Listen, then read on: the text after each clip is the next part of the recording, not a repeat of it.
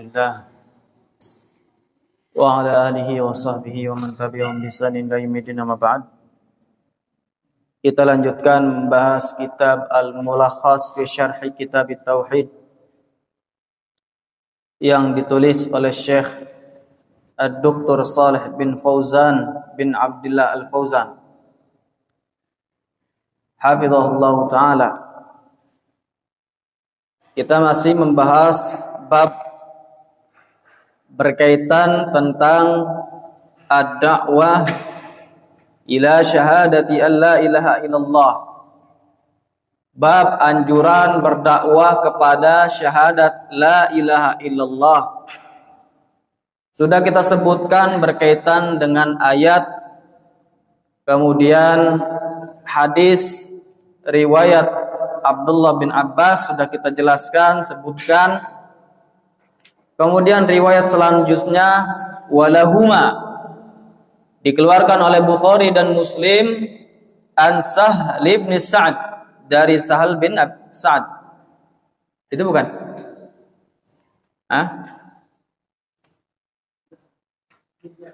An Ibnu Abbas. Baik. Wa an Ibnu Abbas radhiyallahu anhu, dari Abdullah bin Abbas, anna Rasul sallallahu alaihi wasallam, bahwa Rasul sallallahu alaihi wasallam mengatakan, lamma ba'atha Mu'adan ilal Yaman qala lah, tatkala Nabi sallallahu alaihi wasallam mengutus Mu'ad menuju negeri Yaman, Nabi berpesan kepadanya, ya, innaka ta'ti qauman min ahlil kitab, sesungguhnya engkau akan mendatangi suatu kaum dari ahlul kitab. Falyakun awwala ma tad'uhum ilaihi syahadatu an la ilaha illallah. Maka yang paling pertama engkau seru mereka adalah syahadat la ilaha illallah. Wa fi riwayat, di dalam riwayat lain, ila ayyuhidullah, yaitu agar mereka mentauhidkan Allah. Fa inhum ata'uka lidzalik, maka jika mereka taat kepadamu dalam masalah tersebut, fa'alimhum annallaha aftarada 'alaihim khamsa shalawat fi kulli yaumin wa lailah. Maka ajarkan kepada mereka bahwa Allah Subhanahu wa taala mewajibkan atas mereka 5 waktu. Ya, salat 5 waktu pada setiap hari dan malam. Fa inhum ata'uka lidzalika fa'alimhum annallaha aftarada 'alaihim shadaqatan tu'khadhu min aghniyaihim faturaddu 'ala fuqaraihim. Maka jika mereka taat kepadamu dalam hal tersebut, ajarkan kepada mereka bahwa Allah mewajibkan atas mereka sedekah yang diambil dari orang-orang kaya di antara mereka, kemudian diberikan kepada orang-orang fakir di antara mereka. Fa inhum ata'uka lidzalik fa iyyaka wa qara'ima amwalihim wattaqi da'watal mazlum fa innahu laisa bainaha wa bainallahi hijab. Maka jika mereka taat kepadamu dalam urusan tersebut, maka hendaknya engkau jauhi harta-harta yang paling bagus yang mereka miliki. Dan jauhilah, hati-hatilah terhadap doanya orang yang terzalimi, maka sesungguhnya doanya orang yang terzalimi, ya, antara doa tersebut dengan Allah tidak ada penghalang. Akhrajah, dikeluarkan oleh Bukhari Muslim. Hadis ini terdapat sekian banyak faidah. Di antara faidah yang dicakup di dalam hadis ini berkaitan tentang rekomendasi dalam berdakwah, dan juga berkaitan tentang tujuan dalam berdakwah. Apa sih yang dianggap itu sebagai dakwah ilallah? Apa sih yang dianggap itu adalah dakwahnya Rasul sallallahu alaihi wasallam? Dijelaskan di dalam hadis ini. Di sini kata Syekh Shalih Fauzan, ba'atha Mu'ad, Nabi sallallahu alaihi wasallam mengutus Mu'ad. Wajahahu wa arsalahu. Jadi disiapkan oleh Nabi untuk diutus. Mu'ad bin Jabal barakallahu fikum ini termasuk dari ulamanya para sahabat. Bahkan Nabi sallallahu alaihi wasallam mengatakan istaqra'u min arba'in. Ya, ambillah ilmu qiraah dari 4 orang. Direkomendasi ilmunya oleh Nabi. Di antaranya Nabi menyebutkan siapa? Mu'ad bin Jabal. Ahli qiraah, seorang ulama. Artinya seorang dai hendaknya sifat yang pertama dia memiliki ilmu. Ya, memiliki ilmu sebagaimana Mu'ad bin Jabal diutus sebagai dai oleh Rasul sallallahu alaihi wasallam lantaran ilmunya. Direkomendasi oleh Allah oleh Nabi sallallahu alaihi wasallam lantaran ilmunya. Itu yang pertama. Jadi seseorang itu direkomendasi untuk berdakwah lantaran ilmu yang dia miliki, bukan yang lain. Bukan karena hartanya, bukan karena kedudukannya, bukan karena temannya si fulan, bukan karena barakallahu fikum, na'am, tua umurnya, bukan, tapi ilmu. Karena ini dakwah ilallah, menyeru kepada Allah, maka butuh yang namanya ilmu. Mu'ad bin Jabal diutus oleh Nabi, dijadikan dai, itu karena ilmunya, bukan yang lain. Ya. Padahal banyak sahabat yang lebih senior, ya enggak? Banyak lebih senior dibandingkan Mu'ad bin Jabal. Senior lebih dulu masuk Islamnya, senior lebih tua umurnya. Barakallahu fikum. Tapi dengan itu Mu'ad bin Jabal yang diutus ke negeri Yaman menunjukkan bahwasanya seorang dai itu harus memiliki sifat ilmu. Nah, itu yang direkomendasi. Kemudian siapa yang merekomendasi? Di sini yang merekomendasi adalah Nabi sallallahu alaihi wasallam.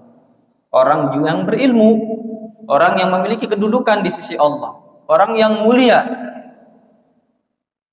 Kalau misalkan si Aldi, ya, Aldi baca kita masih pelatat-peletot, dia merekomendasi Pak Roni untuk jadi dai. Ini kebalik. Pak Roni yang sudah lancar baca kitabnya direkomendasi Aldi. Nah, ini kebalik. Nah, kira-kira Aldi ini merekomendasi Pak Roni lantaran apa? Atas dasar apa? Nggak tahu ukuran ilmunya di mana. Barakallahu fikum. Jadi yang merekomendasi juga butuh ilmu. Dia tahu bahwa ini orang berilmu. Dengan apa? Dengan dia mempunyai ilmu. Kalau orang nggak punya ilmu, misalkan si hakim nggak ngerti dia bahasa Inggris, si Ibnu datang, dia ngomong, "How are you?" Kata hakim, "Wih, pintar sekali bahasa Inggrisnya." Padahal cuma "How are you?" Nah, ini kalau nggak punya ilmu. Tapi kalau punya ilmu, misalkan si Wendy punya ilmu, bahasa Arabnya matang, usulnya matang, mustalahnya matang, akidahnya matang, tauhidnya matang. Ngelihat Zuhair, jadi dilihat Zuhair ini mondoknya bagus, dites baca kitabnya, oh mantap nih. Ditanya berkaitan tentang mustalah usul, oh mantap nih, oh bagus, ini antum layak untuk menjadi seorang dai. Nah, itu bisa dia melihat orang ini cerdas atau tidak. Jadi yang merekomendasi harus punya ilmu, yang direkomendasi harus punya ilmu. Nah, ini karena dalam masalah agama. Ilal Yaman, diutus ke negeri Yaman. Ilal iklim al-ma'ruf janubil jazirah al-arabiyah da'iyan ilallah wa waliyan wa qadiyan wa dhalika fi sanati 10 minal hijrah. Jadi Mu'ad bin Jabal diutus ke iklim yang sudah diketahui, yaitu selatannya Jazirah Arab, menjadi seorang dai, menyeru kepada Allah, dan juga menjadi seorang wali, ya, maksudnya yang membimbing mereka, yang mengatur mereka, menjadi seorang qadhi, pemutus hukum antara mereka. Wadzalika, dan itu terjadi pada tahun 10 Hijriah. Ya. Nabi sallallahu alaihi wasallam masih hidup tatkala itu, ya, di Madinah, mengutus Mu'ad bin Jabal untuk pergi ke Yaman. Nah, ini Yaman tatkala itu memang dikuasai oleh orang Yahudi dan Nasara. Nah, ini pengutusan seorang dai ini itu sudah terjadi di zaman Nabi sallallahu alaihi wasallam. Mereka diajarkan oleh Nabi sallallahu alaihi wasallam di Madinah ketika mereka sudah memiliki kemampuan untuk berdakwah, memiliki ilmu, maka diutuslah oleh Nabi sallallahu alaihi wasallam. Dan demikian, ya. Jadi antum belajar di sini, kalau sudah punya ilmu, antum pulang ke kampung halaman masing-masing di tempat-tempat yang ilmu dibutuhkan, ya. Karena kalau antum ngumpulnya di sini-sini aja, ya nanti yang di daerah sana yang butuh kepada ilmu itu tidak tersentuh dengan ilmu, ya. Nah, itu seseorang itu harusnya demikian, ya. Dia harus berani berjuang. Di sini antum lihat Mu'adz bin Jabal, seorang dai, dia berani berjuang. Diutus oleh Nabi sallallahu alaihi wasallam di tempat yang mungkin, ya, kehidupannya lebih Lebih enak di Madinah. Lebih nyaman di Madinah dengan kaum muslimin. Tapi ini diutus ke Yaman menghadapi orang-orang Yahudi dan Nasara, dan dia sudah bersiap untuk untuk menerima apa yang akan terjadi di Yaman. Dan itu seorang dai sifatnya demikian. Dia harus kuat mentalnya. Dimanapun diutus, ya, di tempat-tempat yang dibutuhkan ilmu, dia sudah siap secara ilmu, jiwa dan raga. Ahlul kitab yang dimaksud di sini adalah humul Yahud. Mereka orang-orang Yahudi wan Nasara. Li'annahum kanu fil Yaman, dikarenakan mereka Yahudi dan Nasara di negeri Yaman aksar min musyrikil Arab au aglab. Lebih banyak dibandingkan kaum musyrikin Arab atau lebih mendominasi. Jadi dulu di zaman Nabi sallallahu alaihi wasallam, negeri Yaman itu dikuasai oleh orang Yahudi dan Nasara. Ya, dikuasai mereka, dan mereka yang paling mendominasi di sana. Itu di negeri Yaman. Kalau kita buka sejarah dari bagaimana orang Yahudi dan Nasara bisa menguasai negeri Yaman itu panjang, ya. Sejarahnya itu, ya, sebelum di zaman Nabi sallallahu alaihi wasallam, ya, mereka masuk, orang Yahudi dan Nasara di Yaman. Syahadah yajuzu fiha ar-raf'u ala annahu ismu yakun mu'akhkharan wa awwalu khabaruha muqaddaman wa yajuzul aksu.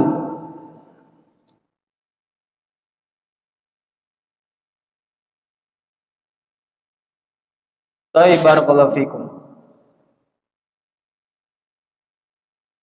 Nah, di sini katanya syahadah, ya, berkaitan dengan kalimat syahadah. Ini syahadah ini adalah bisa antum baca rofa. Kalau antum baca rofa sebagai isim yakun, fal yakun awwala ma tad'uhum ilaihi syahadatu. Nah, syahadatu di sini adalah isim yakun.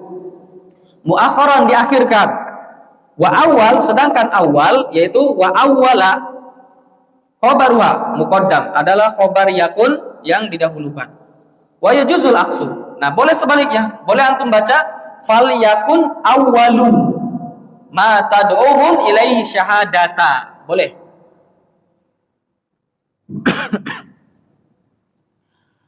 Wa fi riwayat, di dalam riwayat, fi riwayatun ukhra, di dalam riwayat yang lain, fi sahih al-Bukhari, yaitu pada sahih Bukhari. Maksudnya masih di dalam sahih Bukhari, kitab sama. Atau kalidzalik ay syahidu wan qadu li da'watik wa kafaru bima yu'badu min dunillah. Artinya mereka bersaksi dan mereka patuh terhadap ajakanmu wahai Mu'adz, dan mereka kufur terhadap apa yang disembah dari selain Allah. Nah, ini makna dari taat, yaitu mematuhi perintah dan juga mengkufuri larangan. Iftaradha alaihim, Allah mewajibkan atas mereka, aujaba alaihim, atau ukalidzalik amanu bi fardhiyatiha wa aqamuha. Jadi mereka beriman kepada fardu, ya, perkara-perkara yang diwajibkan, ya, baik dalam masalah salat dan ibadah yang lain yang wajib, dan mereka menegakkan ibadah tersebut. Jadi mereka imani bahwasanya ibadah ini wajib dan mereka juga kerjakan.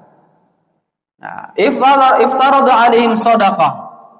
Artinya apa? Allah mewajibkan kepada mereka zakat, aujaba alaihim az-zakah. Ya, Ya, karena barakallahu fikum sedekah yang wajib itu ada 3. Ya, yang pertama adalah zakat, yang kedua adalah infak. Infak untuk apa? Barakallahu fikum keluarga ya. Kafa bil mar'i isman an yudayya man yaqut. Cukuplah bagi seseorang dikatakan berdosa tatkala dia menyia-nyiakan orang yang dia tanggung. Nah, itu sedekah yang wajib, infak pada keluarga. Apa yang ketiga? Zakatul fitr. Yang ketiga zakatul fitr itu juga wajib. Jadi yang pertama zakatul mal, zakat harta. Yang kedua infak kepada keluarga itu sedekah wajib. Yang ketiga juga zakatul fitr itu termasuk sedekah wajib. 3 perkara ini. Yang selainnya itu sunnah. Iyyaka kalimatun tahdzir. Iyyaka itu kalimat tahdzir, memperingati, ya, mentanbih, mewaspadakan. Iyyaka, jauhilah olehmu. Itu maknanya. Wa qaraima mansub ala tahdzir. Nah, qaraima ini i'rabnya adalah mansub ala tahdzir. Jam'u karimah, jamaknya karimah. Jadi takdirnya adalah uhadziruka karaima, ya. Uhadziruka karaima. Aku peringati engkau terhadap karaim. Harta-harta yang mulia yang mereka miliki. Wa hiya khiyarul mal wa nafaisihi. Karaim adalah harta yang paling bagus, yang paling berharga. Ittaqi da'watal mazlum. Artinya ihdzarha. Hati-hatilah terhadap doanya orang yang terzalimi. Waj'al bainaka wa bainaha wiqayatan. Jadikan antaramu dengan doa tersebut wiqayah, penjaga.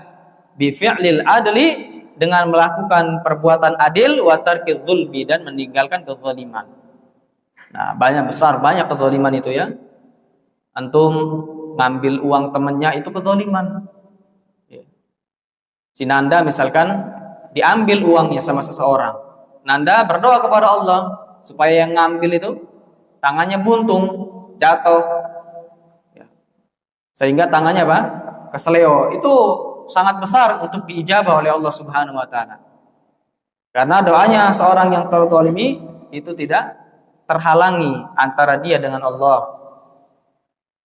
Begitu juga antum masalah bullying, suka mukul, suka ngeledek, itu menzalimi sama saja. Enggak boleh. Kalau orang yang terzalimi tidak ikhlas, dia mendoakan keburukan. Untuk orang yang menzalimi itu luar biasa ya. Siapa yang suka ngeledek ini ya? Suka mukul, suka maksa kalau minta makanan tuh. Santri-santri ini. Ya jangan, itu zalim, enggak boleh. Antum minta makanan maksa itu haram, enggak boleh dimakan ya. Dan itu kaidah di dalam usul. Ilmu usul ya. Kaidahnya adalah kalau misalkan antum diberikan sesuatu lantaran rasa malu atau lantaran takut, maka wajib ditolak. Ya. Misalkan si Aldi, ana minta sama Aldi, misalkan kue. Nah Aldi kalau nggak ngasih nggak enak, bisa sendiri ya nggak? Nah ini wajib bagi ana nolak.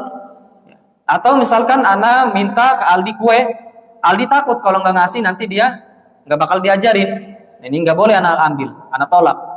Ya. Jadi pemberian yang diberikan lantaran rasa nggak enak atau rasa takut, nggak boleh kita ambil. Si Abdul Aziz makan Indomie, Aldi lewat, makan nih. Nah itu basa-basi. Jangan antum ikut makan, ya. Itu basa-basi. Nanti pas antum mau makan, tinggal sedikit nih. Nah itu antum nggak boleh ambil ya, karena dia nyawarin antum itu nggak enak. Nah, karena sama teman sendiri jadi ditawarin, nggak boleh. Kata Nabi Sallallahu Alaihi Wasallam, la yahillu malu mri'in illa min tibati nafsi. Tidak halal harta seseorang kecuali lantaran apa? kerelaan dia. Kalau antum dikasih dengan sukarela, misalkan si hakim ngasih sama antum Aldi, memang ngasih dia sukarela, sengaja ngasih, itu nggak boleh, nggak apa-apa diambil, halal. Tapi kalau yang selain itu nggak boleh. Harta seseorang pada asalnya hukumnya haram sampai dia ngasih dengan kerelaannya. Nah, ini nggak boleh katanya. Wa tarkiz zulm, meninggalkan kezaliman. Fa innahu ay hal wa sya'nu, maka sesungguhnya kondisi dia. Nah, fa innahu, jadi domir di sini namanya domir sya'an. Ya, domir sya'an itu tidak punya kembali. Dia nggak kembali kemana-mana. Domir sya'an itu. Jadi artinya apa? Maka sesungguhnya kondisi ini, keadaan ini, laisa bainaha wa bainallahi hijab. Tidak ada antara doa yang terzalimi, orang yang terzalimi dengan Allah penghalang. Aila tahjubu anillahi bal ay la tuhjab anillah bal turfa ilaihi fayaqbaluha. Artinya doa tersebut tidak dihalangi dari Allah, bahkan diangkat kepada Allah sehingga Allah menerimanya. Jadi kabulkan doa tersebut oleh Allah. Akhrajahul Bukhari wa Muslim fi sahihain. Hadis ini sahih ya, dikeluarkan Bukhari dan Muslim. Al-ma'na al-ijmali lil hadis, makna secara global untuk hadis ini, anna Nabi sallallahu alaihi wasallam, bahwa Nabi sallallahu alaihi wasallam lamma wajjaha Mu'ad bin Jabal, tatkala mengutus Mu'ad bin Jabal radhiyallahu anhu ila iqlimil Yaman, ke negeri Yaman. Da'iyan ilallah, sebagai seorang dai kepada Allah. Nah, di sini barakallahu fikum dikatakan ad-da'watun ilallah, atau dikatakan ad-da'watu ilallah, dikatakan dakwanya para rasul dan para nabi adalah tatkala antum berdakwah murni niatnya untuk Allah. Dan apa yang antum sampaikan adalah ajakan untuk menuju kepada Allah Subhanahu wa taala. Maka keluar daripada ini adalah seseorang berdakwah kepada lembaga tertentu. Dia mengajak jamaah untuk individu supaya ngaji sama dirinya sendiri. Itu bukan dakwah ilallah. Walaupun yang disampaikan adalah berkaitan tentang Allah. Tapi kalau dia niatkan ya mengajak manusia supaya berkumpul hanya pada dia, belajar sama dia, ini bukan dakwah ilallah. Demikian juga kalau misalkan seseorang semangat untuk mengajak seseorang masuk kepada sekolahannya, ini juga bukan dakwah ilallah. Kepada lembaga tertentu yang dengan ini timbul perpecahan. Yang ini sikut sekolahan ini, yang sana sikut sekolahan ini. Nah, itu bukan dakwah ilallah. Walaupun yang disampaikan adalah ya berkaitan tentang Allah Ta'ala. Itu yang pertama. Kemudian sifat yang kedua, jenis yang kedua, kalau dia misalkan berdakwah bukan untuk di individu dia, bukan untuk lembaga, bukan untuk sekolah, memang dia niatkan berdakwah untuk Allah, tapi yang disampaikan adalah kebid'ahan, kesesatan, kesyirikan, seperti tawasul tabarruk, maulidan. Nah, ini juga bukan dakwah ilallah. Jadi dakwah ilallah, dikatakan dakwah ilallah adalah tatkala seseorang berdakwah niatnya ikhlas karena Allah, bukan karena uang, bukan karena riasah kepemimpinan, bukan dikarenakan kepada individu sendiri, dan yang disampaikan adalah hal-hal yang berkaitan tentang agama yang berlandaskan Al-Quran dan Sunnah menurut pemahaman as-salafus saleh. Di sini Mu'ad bin Jabal diutus sebagai da'i ilallah, wa mu'alliman, sebagai pengajar, rasa malahu al-hit, ya al-hittah, bisa antum baca al-huttah, bisa al-hittah, al-huttah, allati yasiru 'alaiha fi da'wati. Nabi sallallahu alaihi wasallam membuat al-hittah, rencana, yang mana rencana ini akan ditempuh oleh Mu'ad bin Jabal dalam berdakwah. Wa bayyana lahu annahu, nah ini harus ada tujuan ya. Orang ini ngajar harus tujuannya apa ini ngajar ini? Ya. Orang ini barakallahu fikum buat program tujuannya apa? Sebagaimana Nabi sallallahu alaihi wasallam ya, memberikan arahan kepada Mu'adz bin Jabal bahwa tujuan antum berdakwah yang pertama tauhid, syahadah la ilaha illallah, yang kedua menjalankan perintah-perintah Allah yaitu menunaikan salat, ya, mengerjakan salat, menunaikan zakat. Nah, itu ada tujuannya. Antum belajar bahasa Arab, tujuannya apa? Supaya bisa baca kitab. Ya. Antum belajar akidah, tujuannya apa? Supaya bisa menguasai akidah. Belajar mustalah tujuannya apa? Supaya bisa menguasai mustalah. Supaya kalau orang belajar ada tujuannya, yang belajar nggak bakal lari, yang ngajar juga nggak bakal stop. Jadi antara yang belajar dengan yang mengajar itu harus punya tujuan. Ana ngajar misalkan bahasa Arab, ya. Tujuannya apa? Supaya antum bisa baca kitab misalkan.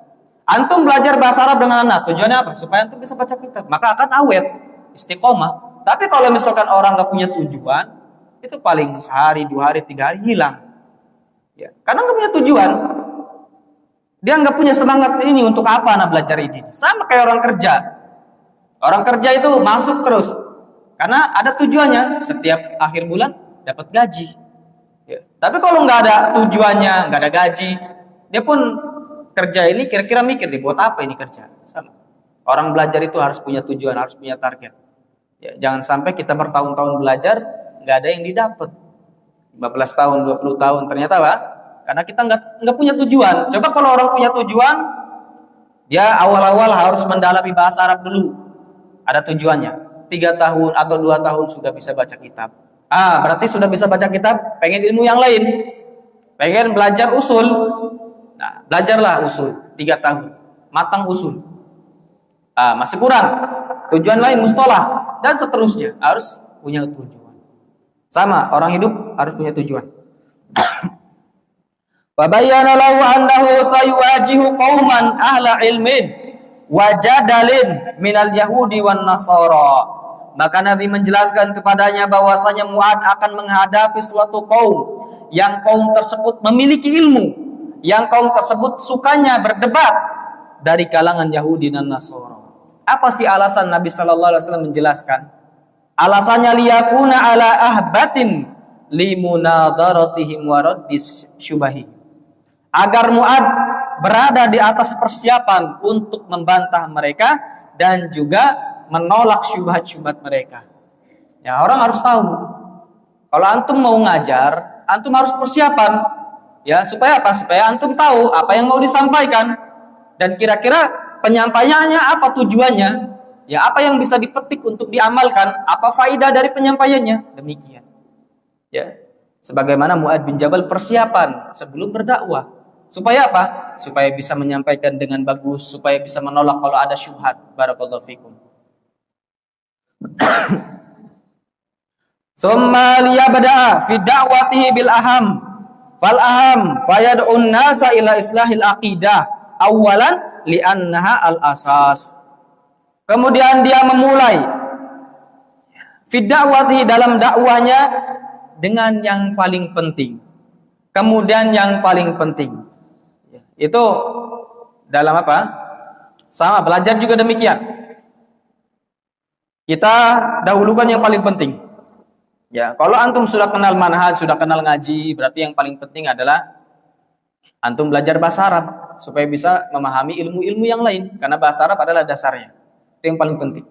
Tapi kalau misalkan orang nggak kenal mana tauhid, mana syirik, mana bid'ah, maka yang paling pertama adalah dia mengetahui ya tentang tauhid, belajar tauhid, baca buku-buku walaupun terjemahan Indonesia yang berkaitan tentang tauhid dan akidah. Karena itu yang paling penting, ya, sebagaimana disebutkan di dalam kitab Barakallahu Fikum Syarah Al-Wasithiyah yang ditulis oleh Khalil Harras, dita'liq oleh Abul Abbas Yasin Al-Adni. Disebutkan di situ bahwasanya ilmu yang paling penting secara mutlak adalah ilmu akidah. Ya, bukan ilmu yang lain, bukan ilmu Barakallahu Fikum tafsir, bukan ilmu fikih, bukan ilmu yang lain. Adalah ilmu akidah, itu yang paling penting. Kalau orang fikihnya bagus tapi akidahnya enggak punya, ya, maka nanti seperti orang Mu'tazilah yang suka mengutak-ngatik usul, ya, mengutak-ngatik usul. Jadi yang paling penting adalah akidahnya.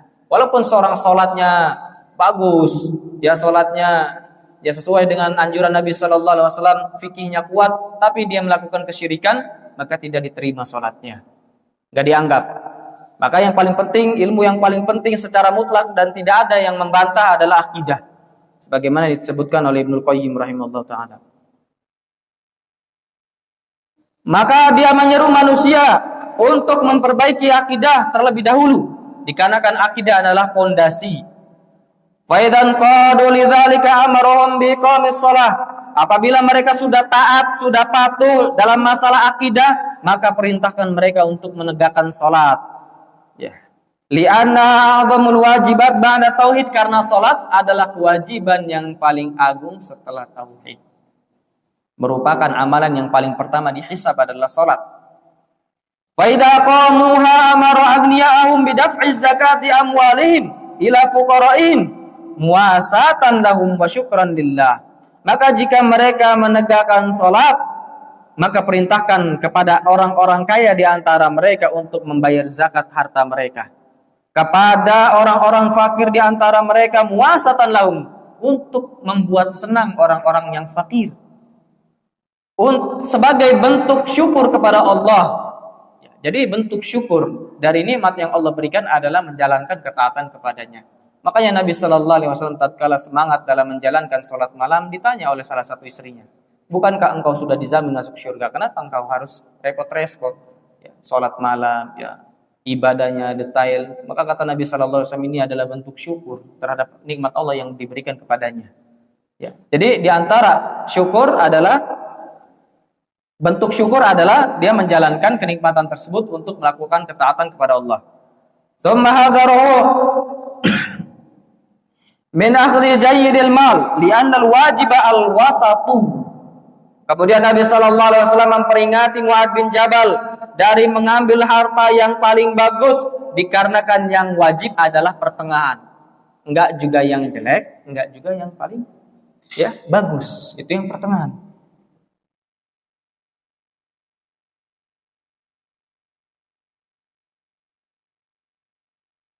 Tsumma hasaw 'alal 'adli wa tarki zulmi li'alla yad'u 'alaihi al-madlum wa da'watu. Kemudian Nabi memotivasi kepada Mu'adz bin Jabal untuk berbuat adil, meninggalkan kezaliman, agar li'alla, supaya tidak seorang yang terzalimi tidak mendoakan dia keburukan. Ya, da'a alaih itu mendoakan keburukan. Kalau da'a lahu itu mendoakan kebaikan. Bedanya di situ. Bedanya antara alaih dan lahu. Paham di sini. Kalau da'a ala itu mendoakan keburukan, kalau da'a lahu itu mendoakan kebaikan. Wa da'watuhu mustajabah. Sedangkan doanya orang yang terzalimi itu diijabah. Munasabatul hadis lil bab, kecocokan hadis ini untuk bab ini, anna awwala ma yud'a ilaihi syahadatu an la ilaha illallah wa fihi irsalud du'at bidzalik. Bahwa perkara yang paling diseru pertama kali adalah syahadat la ilaha illallah, dan padanya perkara tersebut irsalud du'at bidzalik, di mana para dai itu diutus untuk perkara tersebut. Sebagaimana juga para rasul, para nabi diturunkan oleh Allah, diutus oleh Allah adalah untuk menegakkan tauhid, yaitu la ilaha illallah. Ma yustafadu minal hadis, yang bisa diambil faedah dari hadis ini, masyru'iyatu irsalid du'ati ilallah. Yang pertama, disyariatkan mengutus dai-dai yang menyeru kepada Allah. Ini disyariatkan ya. Dengan syarat punya ilmu, itu syaratnya.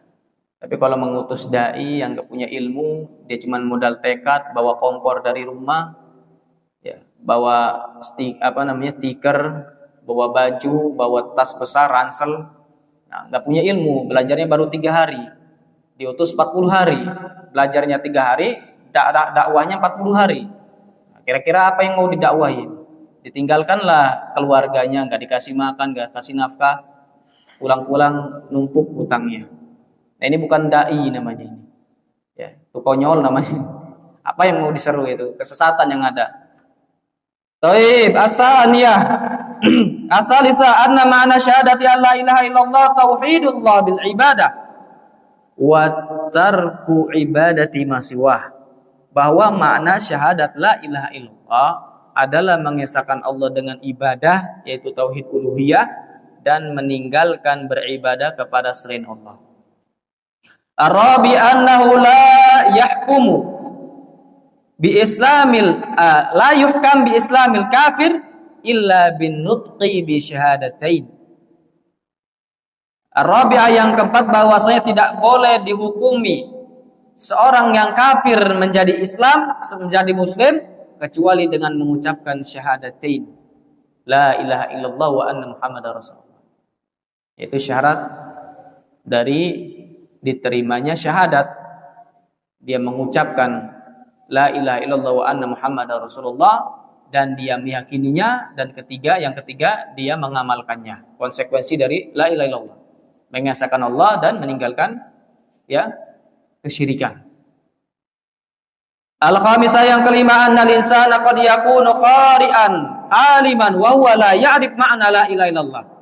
Bahwa seseorang itu terkadang dia membaca, aliman, mengetahui, dalam kondisi dia tidak tahu makna la ilaha illallah. Dia cuma membaca dan tahu bahwasanya ini syahadat la ilaha illallah, tapi enggak tahu maknanya.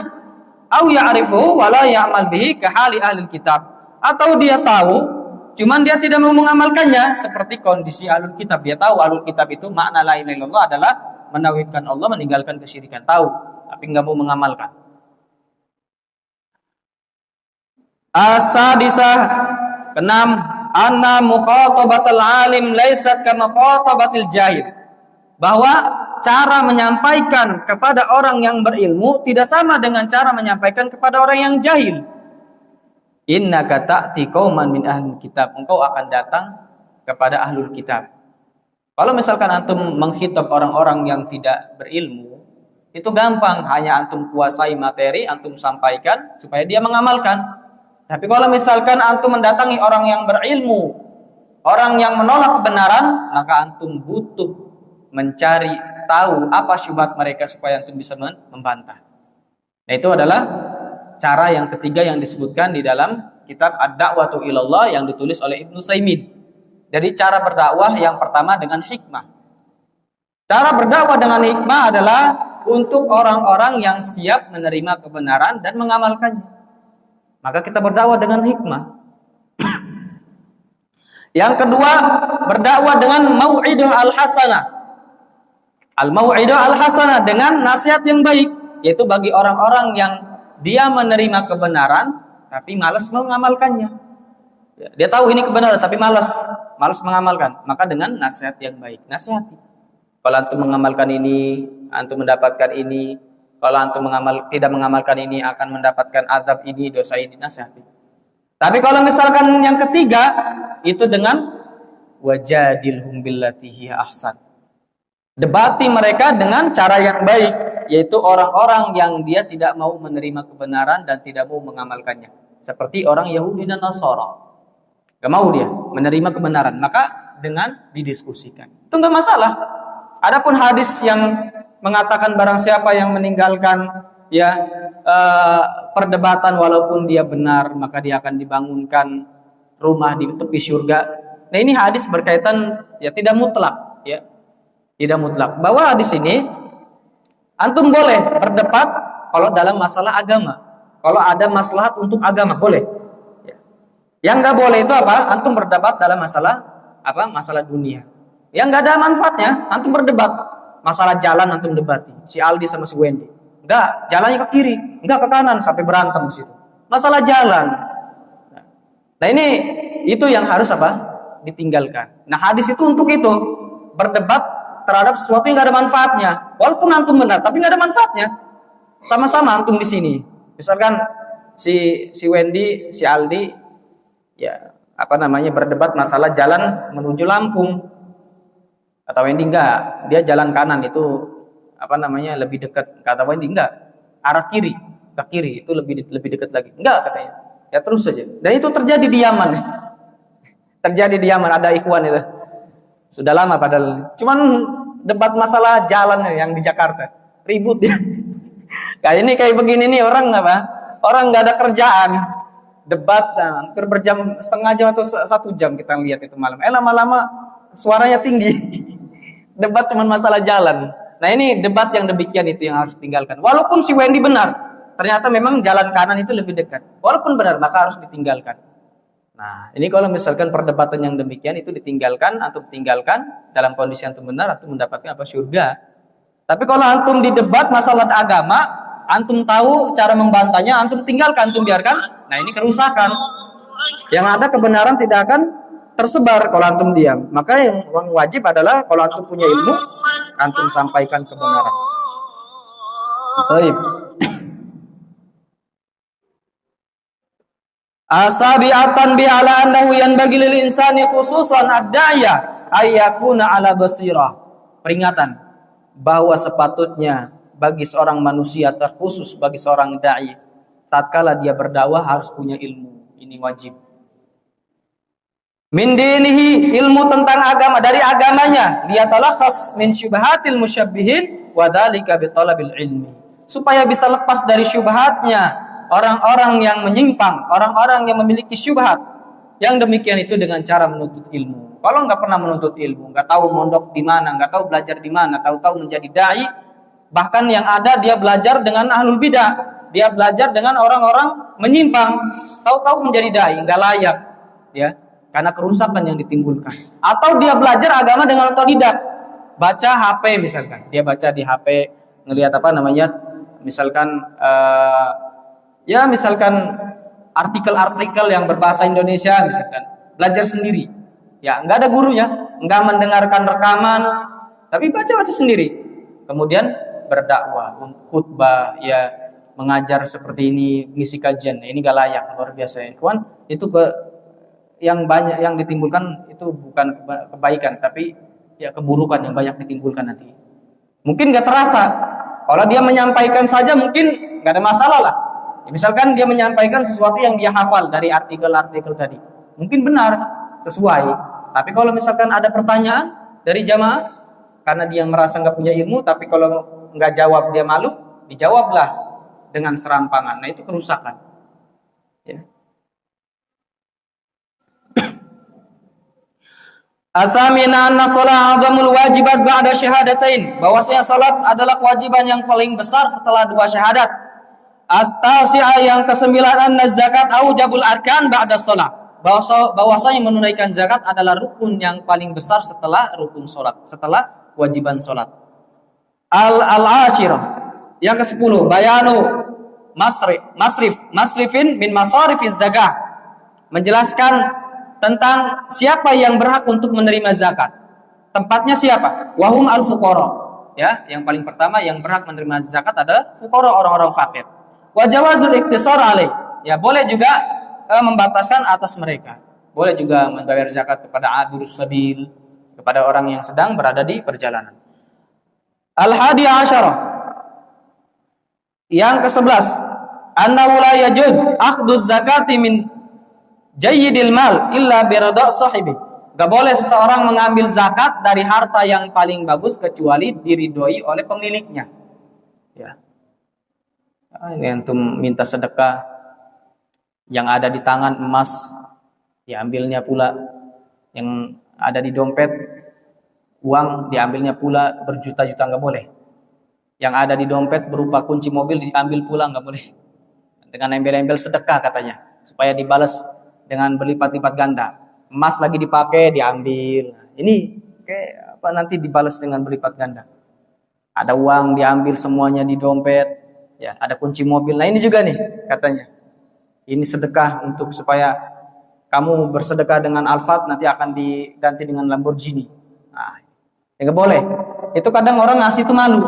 Ngelihat apa namanya, jamaah banyak ngeliatin baru disebut namanya, ya sudah kasih. Padahal nggak ikhlas dia. Nggak boleh. Itu ada ustadz begitu ya. Ustadz Paitren. Saya nggak apa-apa lah. Orang tahu semua sudah. Asani asyarah at-tadhir minadz zulm. Peringatan dari kezaliman. Wa anna da'watal mazlum mustajabah walau kana 'asiyan. Bahwasanya doanya seorang yang terzalimi itu diijabah sekalipun dia bermaksiat. Walaupun dia bermaksiat, kalau antum zalim kepada orang yang kemudian dia berdoa keburukan untuk antum, itu diijabah oleh Allah Subhanahu wa taala. Walaupun dia bermaksiat, tidak disyaratkan dia sebagai orang yang ya taat dan ya. Ini namanya maksiat selagi dia muslim, mukmin, maka dijabah oleh Allah Subhanahu wa taala doanya. Taib naktabi bi subhanallahi wa bihamdihi.